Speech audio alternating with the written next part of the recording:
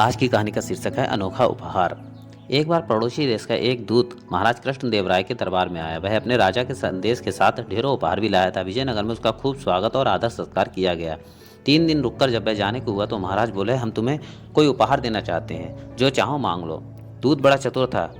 वह एक तीर से 2 शिकार करना चाहता था, अर्थात उपहार तो पाना चाहता ही था, तेनालीराम की परीक्षा भी लेना चाहता था। वह बोला, महाराज, हीरे मोती सोना चांदी मेरे किसी काम के नहीं है। हाँ, यदि आप देना चाहते हैं तो कोई ऐसा उपहार दीजिए जो सुख दुख धूप छाँव में सदा मेरे साथ रहे।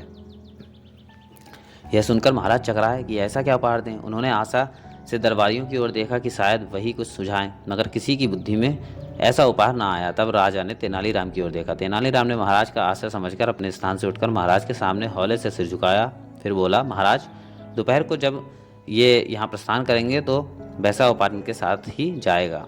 दोपहर को जब अतिथि प्रस्थान करने लगे तो उनकी विदाई समारोह तेनालीराम के कहने पर महल के से बाहर खुले स्थान पर किया गया, जहाँ धूप खिली हुई थी। सारे उपहार दूध के रथ में रखवा दिए गए। तब महाराज ने तेनालीराम की ओर देखा। तेनालीराम, तुम्हारा वह उपहार कहाँ है?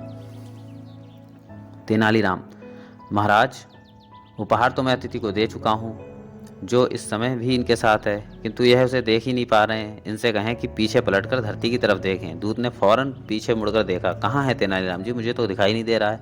अतिथि महाशय, ध्यान से देखें, क्या आपको आपका साया दिखाई दे रहा है? अतिथि महाशय, इंसान का साया कभी उसका साथ नहीं छोड़ता, न दुख में न सुख में, ना ही इसे कोई छीन सकता है, न चोरी हो सकती है इसकी। हालांकि यह पहले भी आपके साथ था, किंतु तब आपको इसकी उपयोगिता नहीं मालूम थी। महाराज मुस्कुरा उठे। दूत बोला, वाह तेनालीराम जी, जैसा आपके विषय में सुना था वैसा ही पाया। धन्य है सम्राट कृष्णदेव राय जी ने आप जैसे सुयोग और बुद्धिमान व्यक्ति का साथ और सेवाएं प्राप्त हैं। मैंने आपकी बुद्धि की परीक्षा लेने के लिए ही ऐसा उपहार मांगा था और सचमुच आपने मुझे लाजवाब कर दिया।